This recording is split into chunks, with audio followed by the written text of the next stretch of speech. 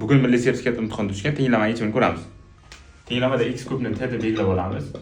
Bundan x ning 6-si t kvadrat plus ilzosida 2021 t minus 1 teng 0 tenglama hosil bo'ladi. Endi bundan t1 tekini topamiz. Buning uchun birinchi diskriminant hisoblaymiz. Diskriminant teng ilzosida 2021 ning kvadrati minusdan 4 ko'paytirilgan minus 1.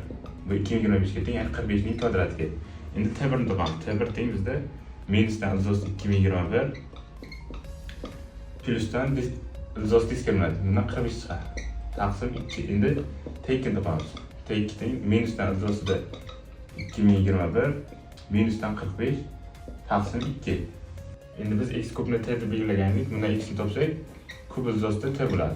Endi bundan t1 va t2 ni o'rniga qo'yib olsak, x1 ilzosimiz teng kub ilzosida t1. t1 ni o'rniga minusdan ilzosida 2021 plus 45 taqsim 2.